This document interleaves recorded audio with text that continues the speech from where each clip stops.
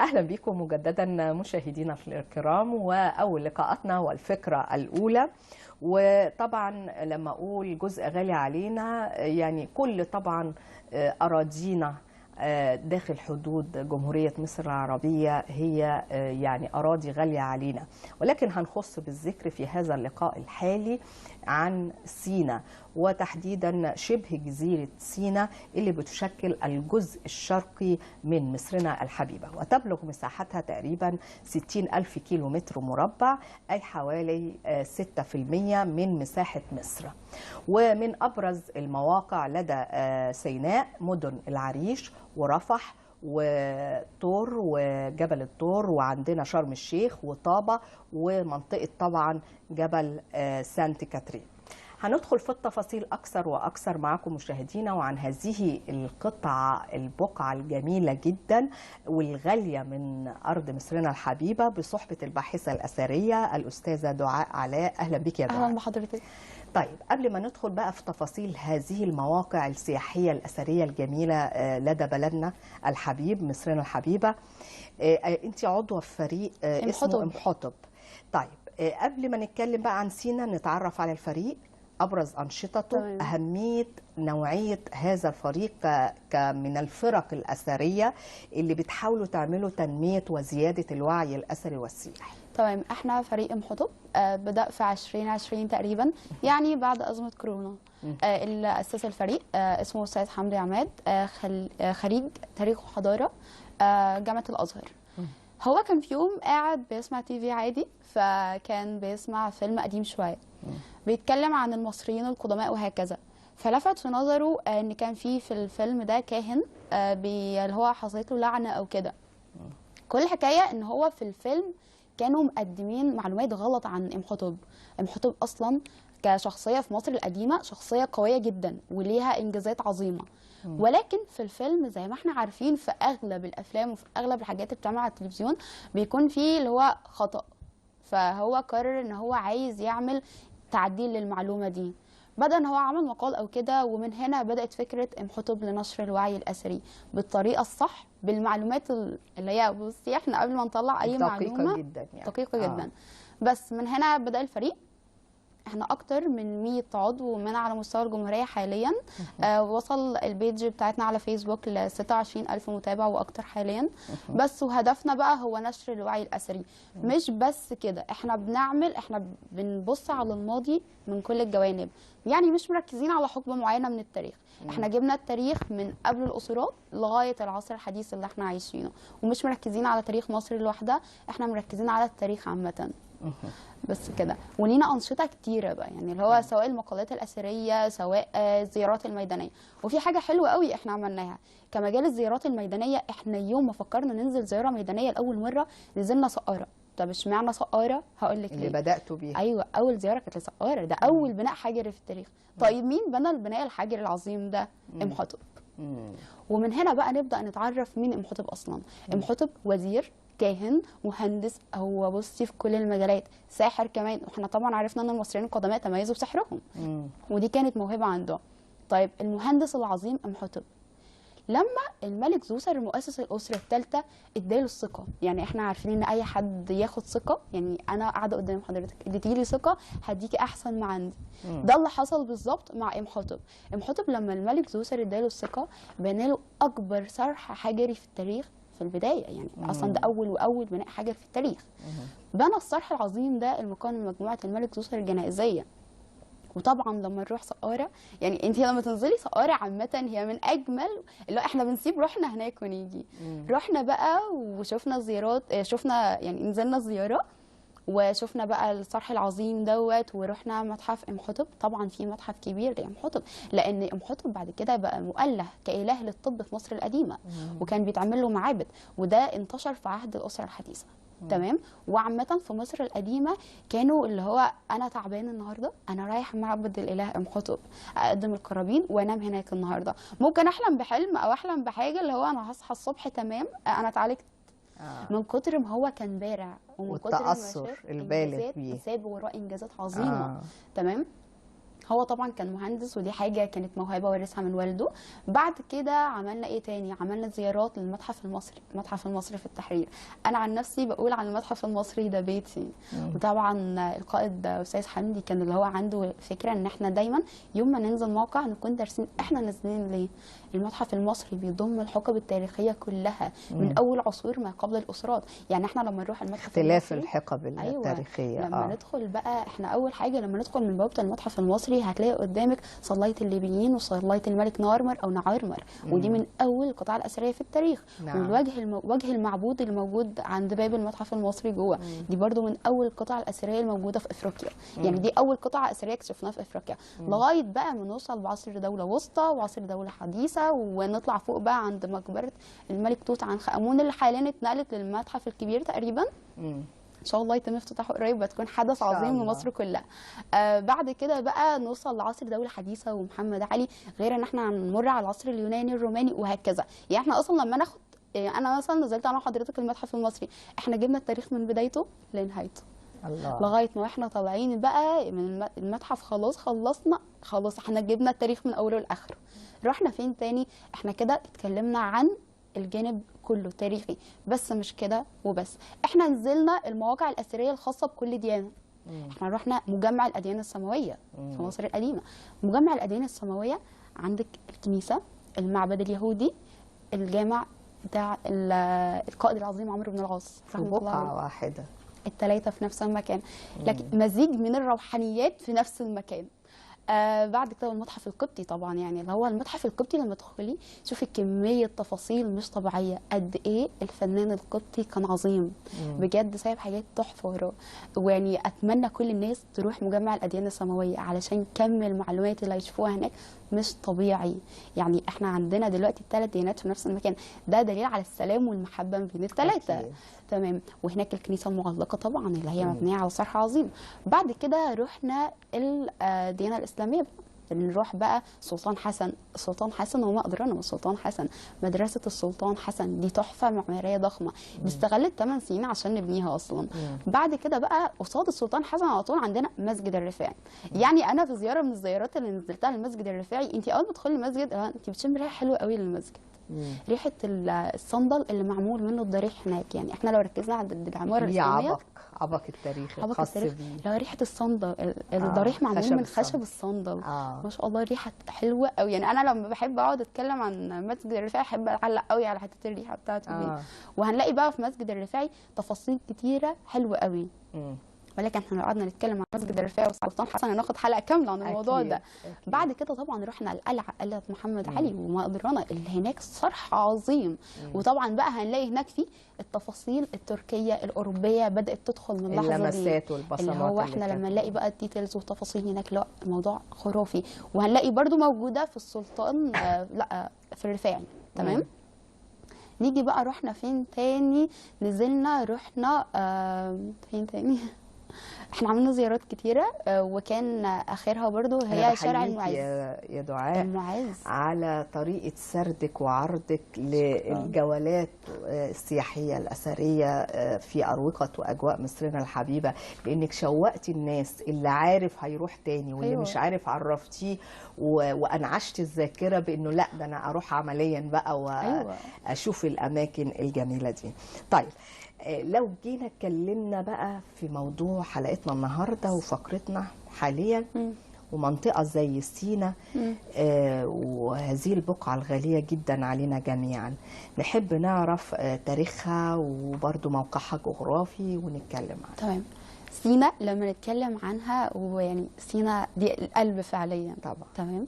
لما نروح سينا لازم اول حاجه نعرف جغرافيا سينا. اي مكان اجي اتكلم عنه اعرف موقعه فين الاول، لان بناء على موقعه هعرف احدد اهميته الاقتصاديه، السياسيه، التاريخيه، كل حاجه فعليا. خلينا نبدا الاول بموضوع جغرافيا سينا. سينا بتقع في الركن الشمالي الشرقي لمصر وقاره افريقيا عامه. بس هل سينا تقع جوه الاراضي الافريقيه؟ لا، سينا تبع حدود قاره اسيا. علشان كده لما باجي مثلا اتكلم عن سينا بقول لهم مصر دوله افرو اسيويه طيب ليه قلت عليها افرو اسيويه؟ ودي ناس كتير سالتني عنها، انت ليه بتقولي كده؟ هقول لهم علشان خاطر سيناء اصلا اللي هو او شبه جزيره سيناء، مش سيناء بس، هي شبه جزيره سيناء، لان هي المياه بتودع من 3 جهات. تمام. شبه جزيره سيناء شبه المثلث فعليا، راسه فين؟ تحت بين خليج العقبه وخليج السويس. القاعده بتاعته فوق على البحر المتوسط. علشان كده اقدر اقول لحضرتك سيناء بتضم 30% من مساحه السواحل المصريه. احنا كده بنتكلم في عدد كبير، يعني هو مش حاجه صغيره. تمام. بعد كده هنذكر ايه بقى الحدود بتاعتها بالظبط. خليج السويس، خليج العقبه، الحدود المصريه ما بين مصر وفلسطين الحبيبه طبعا، ومن الشمال البحر المتوسط. فده معناه ان سيناء عندها موانئ طبيعيه كويسه جدا.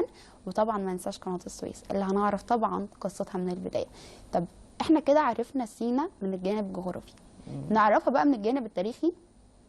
دلوقتي المصري القديم، بما اننا تخصص مصر قديم فخلينا نتكلم في الحته دي شويه. المصري القديم لما نزل لوادي النيل وطبعا استقر وبدا يبني الحضاره بتاعته، تمام، كان بيجيب المواد الخام بتاعته منين؟ لما جه بقى المعادن، فيروز، النحاس. احنا طبعا الفيروز، احنا الحليه المصريه القديمه كلها لما انزل اي موقع اثري او تاريخي لازم الاقي الفيروز اكيد. وارض الفيروز طبعا هي مصدر الفيروز. فلما المصري القديم في عهد الدوله القديمه وعهد ما قبل الاسرات كمان، يعني مش عهد الدوله القديمه بس اللي هو من بدايه الملك مينا لما وحد الشمال والجنوب، لا، من عهد ما قبل الاسرات لما كانوا بيجيبوا من هناك النحاس والفيروز يستخدموهم. طيب اول ذكر لسينا كان امتى؟ في عهد الملك مينا نارمر او نعارمر. طيب تمام، دي كان اول ذكر ليها، بس احنا عايزين ناكد تاريخيا ان لا، هي كانت موجوده من قبل كده. تمام. بعد كده بقى وفي سبب لتسميه، بمناسبه الكلام اللي بتقوليه يا دعاء، سينا بقى، تسميه سينا، يعني اسم سينا فرصه وانت بتتكلمي أيوة. تذكريها. تمام. يعني اسم سينا بقى جه منين؟ كان اله القمر في مصر اسمه تحوت، لكن في بابل كان اسمه سين. ومن هنا لما اندمج اله القمر في بابل مع اله القمر في مصر، من هنا بقى نبدا تيجي سينا بقى، هو الاسم جه من هنا. يعني هما بيقولوا تاريخيا. هل المعلومه صح 100%؟ طبعا مش هقول لك صح 100%، لان احنا عندنا دراسات بتتعمل كل يوم يطلع لنا معلومات جديده، بس حتى الان دي المعلومه اللي موجوده عندنا. اله سين الموجود في بابل لما زمان، يعني في العصور القديمه كان في رحلات تجاريه، كنا بنتبادل الثقافه والديانه وهكذا، كان بيبقى في تزاوج ما بين المصريين هنا والبلاد الثانيه. نعم. فلما تيجي مثلا ملكه اجنبيه جت معانا هنا تجيب الاله بتاعها معاها، فاندمج اله القمر هناك باله القمر هنا، ومن هنا بقى جت التسميه. تمام. نيجي بقى لموضوعنا سينا. سينا في عصر الدوله القديمه والوسطى ما كناش باصين ليها كجانب حربي قوي. عصر دولة قديمة ودولة وسطى كنا بنتكلم فيها من الناحية الاقتصادية الاستراتيجية، كطريق تجاري. طريق تجاري ازاي؟ مش احنا هنا في مصر دلوقتي، احنا قلنا سينا هي في قلب العالم تحديدا، وبين قارتين مهمين جدا من قارات العالم القديم. احنا عندنا قارات العالم القديم حاجة وقارات العالم الحديث حاجة تانية خالص. طب نيجي بقى مين اللي رابط العالم القديم ببعضه؟ سينا.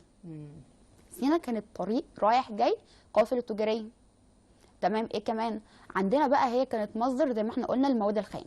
دوله قديمه ودوله وسطى ما كناش واخدين بالنا قوي ان دي بوابه ممكن اي حد من الغزاة يدخل لنا حتى الان. تمام. دلوقتي لما الهكسوس جم في نهايه عهد الدوله الوسطى دخلوا واحتلوا مصر، وطبعا سببوا الاذى والفساد في البلاد. بعد تحرير مصر وتاسيس الاسره 18 تحديدا، بدأ من هنا نكتشف أهمية الحدود الشرقية لمصر، بوابة مصر الشرقية، بوابة إفريقيا الشرقية، سينا. تمام. نبدأ بقى نأمن الحدود. من هنا بدأت تظهر القلاع ونأمن حدود مصر الشرقية. ومن هنا بدأت حتى الآن يوميا، يعني احنا لحد النهارده مهتمين بالحدود، قلاع وحصون وهكذا. تمام. بعد كده استخدمت سينا كطريق حربي ما بين بلاد بابل ومصر، بين اسيا ومصر وهكذا. بعد كده بقى نتكلم عن سينا من الناحيه الحضاريه. سينا لحد دلوقتي لسه فيها مواقع اثريه زي معبد الاله حتحور، عندنا هناك في سرابيد الخادم هناك موقع اثري مهم جدا. عندنا هناك برضو كنيسه او دير سانت كاترين في جبل سانت كاترين. هناك جبل سانت كاترين هناك مميز جدا لانه من اعلى القمم الجبليه عندنا في مصر. تمام. في ايه تاني؟ دلوقتي احنا عندنا سياحه ترفيهيه والسياحه علاجيه والسياحه دينيه. طيب نتكلم عن السياحه الدينيه شويه. جبل موسى، المكان اللي صوت ربنا وصل له. مسلمين عارفين، ومش بس المسلمين، ايوه ذكرت في القران الكريم، بس لا، ذكرت في الديانه الثلاثه، المسيحيه واليهوديه والاسلاميه. دلوقتي الناس من كل بقاع الارض بتيجي علشان جبل موسى.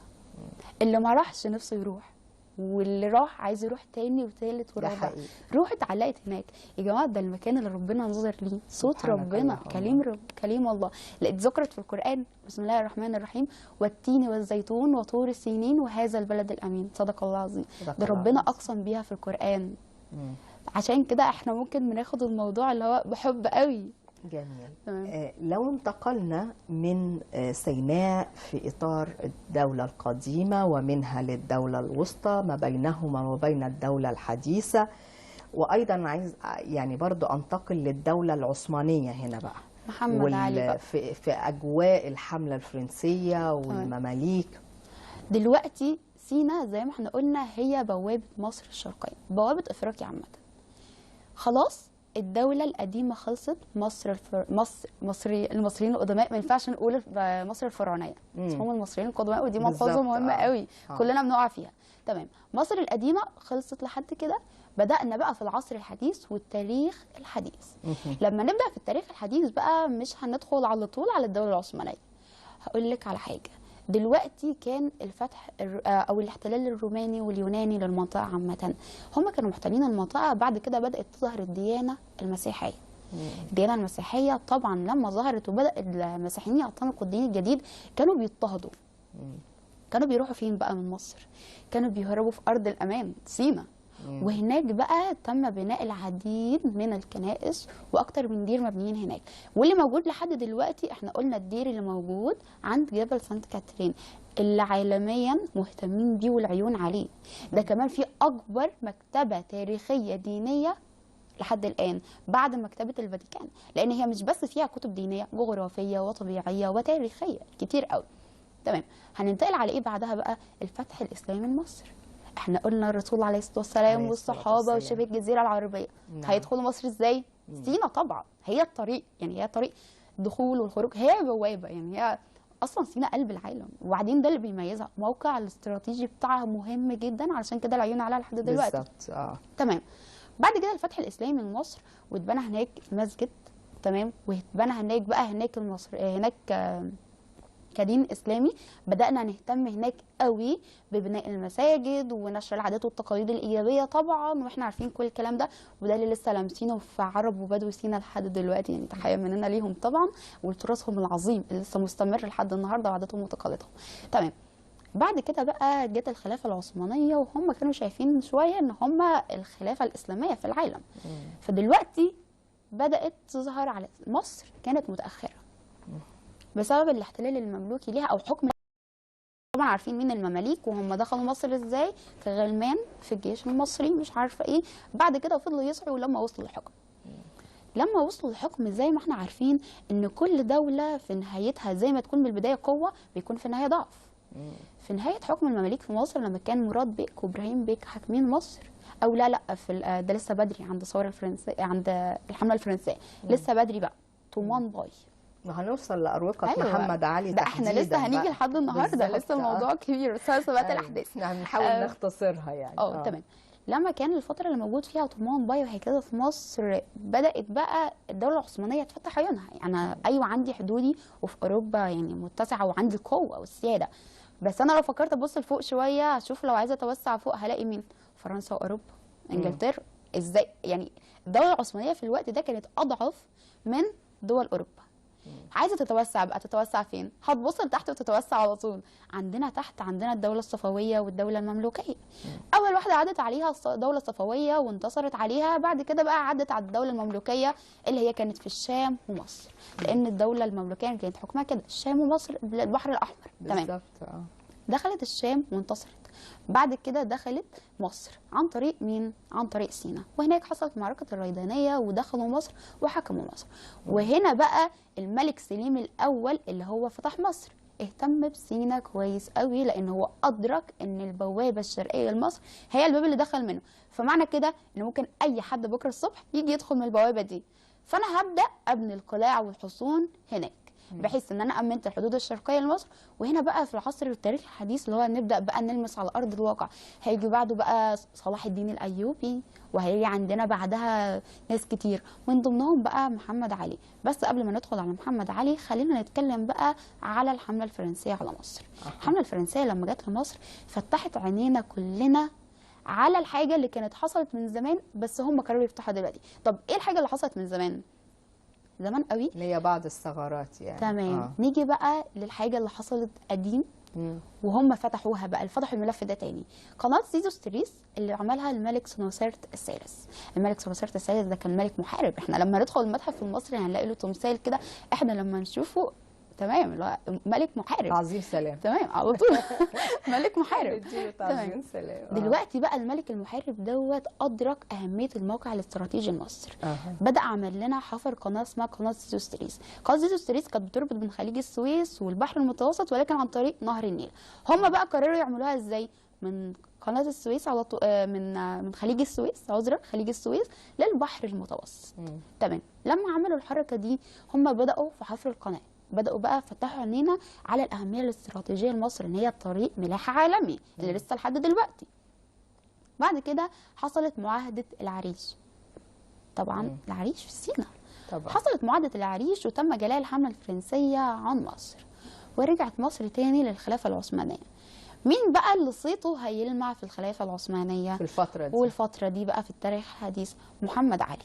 محمد علي اللي كلنا لحد دلوقتي لامسين انجازاته اللي عملها، يعني هو من الناس اللي حكمت مصر اللي عملت انجازات عظيمه، هي اللي بنت البنيه التحتيه بطريقه صح.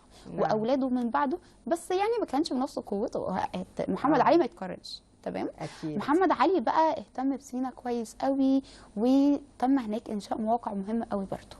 طيب نيجي بقى نسبق الاحداث شويه، لما تم افتتاح قناه السويس في عهد الخديوي اسماعيل، وبعد كده تم انشاء عندنا بورسعيد وبورفؤاد وهكذا، على إسر اللي هو بقى على إسر افتتاح قناه السويس. نعم. لان احنا خلاص بدات الحياه تروح سينا خلاص، يعني هو حتى لو هناك كان في تمام.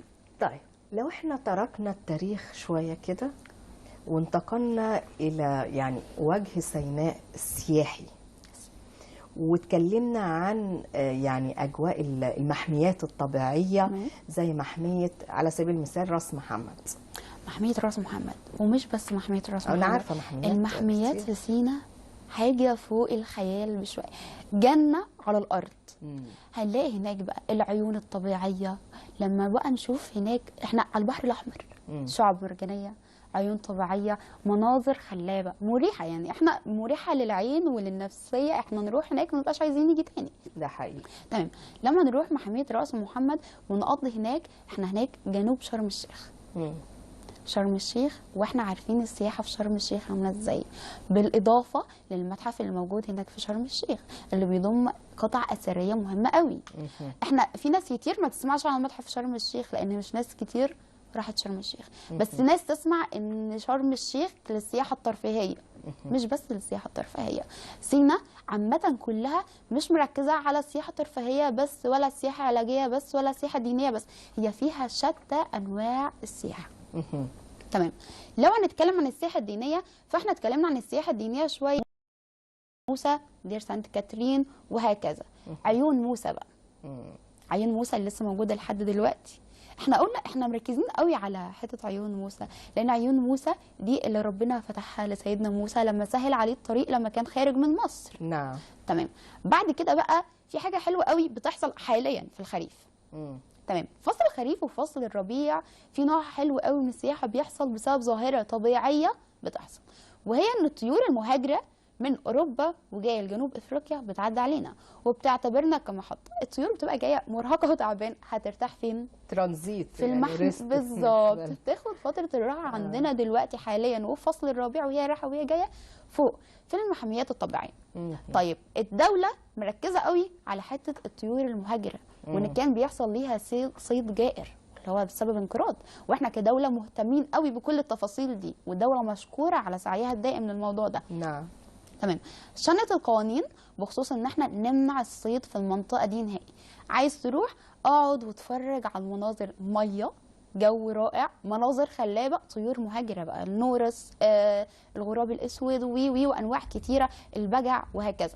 طيب تمام، عندنا ايه كمان في سينا ممكن نعمله؟ السياحه المرئيه. السياحه كمان المرئيه اللي هي متحف، انت ذكرتي منذ أيوة. قليل السياحة متحف شرم الشيخ بالظبط، وقلعه صلاح الدين أيوة، اللي هي في والدير طابه، طبعا والمكتبة. على مستوى أيوة. طابه، ومعبد حتحور في جبل معبد حتحور سرابيط وطريق حورس التاريخي الخادم، ودير طريق زي ما انت حور. اتكلمتي سانت كاترين. ايوه سانت كاترين. احنا دلوقتي لما بنركز على السياحه عامه دايما بنركز دهب، سانت كاترين، شرم الشيخ، طور وهكذا. طيب تمام، هناك السكان في سينا ليهم عادات وتقاليد بتميزهم، السفاري بقى والجو البدوي العربي الاصيل والجو ده وطريقه الاكل والعادات والتقاليد. انا دلوقتي لما يكون جاي لي فوق سياحي كمرشد سياحي اخده اروح بيه الاهرامات وشارع المعز وي بس وخلاص كده هي دي مصر، واروح بقى الاقصر واسوان، ايوه دي مواقع مهمه جدا، بس دي سياحه مرئيه. احنا عايزين نشيد او ننشر السياحه الطبيعيه بتاعتنا. احنا عندنا مصر مش بس سينا، مصر عامه فيها مواقع وفيها تراث حلو قوي، الصحراء البيضاء، سيوه، سينا وهكذا. سينا لوحدها دي دنيا، دي عالم لوحدها، وطبعا هي الحاجه الاساسيه عندنا في الحلقه النهارده. سينا ليه كل العيون بصلها وليه كل العيون عايزاها؟ موقع استراتيجي، محميات طبيعيه، عندنا 7 محميات طبيعيه رئيسيه موجوده في سينا. طيب احنا لما نشوف الحيوانات البريه والجو ده هنقدر نيجي من هناك؟ احنا انطلينا عايشين هناك على طول. بس في اي حاجه ثانيه حضرتك يعني؟ جميل. طيب يعني فضلا عن السياحه المرئيه، السياحه الدينيه، الترفيهيه، سياحه علاجيه، وانت ذكرتي منذ قليل حمامات. كلميني برضو على حمامات فرعون، فضلا عن عيون موسى وحمامات موسى. دلوقتي سينا بتشتهر بالعلاج الطبيعي. زي انا دلوقتي عندي مرض جلدي، هناك عندنا الطمي في سينا من اجود انواع الطمي العالمي لعلاج الامراض الجلديه. عندنا هناك لما الناس تقعد في الرمل، العيون موسى، حمامات فرعون، كل ده بيستخدم كسياحه علاجيه مهمه جدا. الناس احنا هنا في مصر ممكن ما نكونش مدركين اهميتها، وده اللي لازم نفتح عليه العيون. الناس من بره بتيجي علشان خاطر العلاج، احنا ليه ما نروحش؟ دي الفكره، ان احنا ما نعرفش بلدنا. لازم بقى هي دي مهمتنا كفريق اثري او فريق لنشر الوعي الاثري او ترويج السياحه عالميا ومحليا. دلوقتي لازم نعرف ونفتح العيون عن اهميه السياحه العلاجيه في سينا، السياحه الترفيهيه في سينا. احنا ليه نروح جزر المالديف لما احنا عندنا سينا؟ بالظبط كده. بالظبط. نرجع للسياحه المرئيه ونقف عند معبد حتحور وقصته. يعني معبد حتحور من المعابد المصرية القديمة المهمة جدا. دلوقتي احنا لما رحنا وتم انشاء مواقع حربية في سينا، مش احنا لازم نتعبد للآلهة بتاعتنا؟ والإله حتحور من اهم الآلهة الموجودين في مصر القديمة اللي هنلاقيها في نقوش ورموز كتيرة قوي، وكانت لها علاقة بالإله رع والإله أمون والإله حورس كمان، وكانت من رباط الحماية ليه. طيب تمام، معبد الإله حتحور لما تم بناؤه هناك اتبنى بغرض ديني بحت. احنا هناك احنا ايوه رايحين نبني ونعمر، بدات الحياه تكون موجوده هناك، ما احنا لازم يكون عندنا مركز للعباده. وعلشان كده اقدر اقول لك سينا كانت حياه كامله متكامله، المعبد، الحياه العمليه، الحياه الثقافيه والترفيه، كل حاجه لحد دلوقتي. بس نرجع لقلعه صلاح الدين في طابه بقى. قلعه صلاح الدين نبذه عنها برضه. صلاح الدين الايوبي لما جاء وكان حاكم في الوقت ده، تمام، وقت حكم الدولة الأيوبية زي ما قلنا كل الدول على مر التاريخ أدركت أهمية سينا. دلوقتي الطريق الحربي والطريق الحوري اللي هو نسبة لإله حورس ابن الإله زوسر، وده موضوع أصلا قعدنا نتكلم عنه ناخد حلقة كبيرة قوي. طبعا الديانة المصرية القديمة حاجة عظيمة وأنا من محبين المجال ده قوي.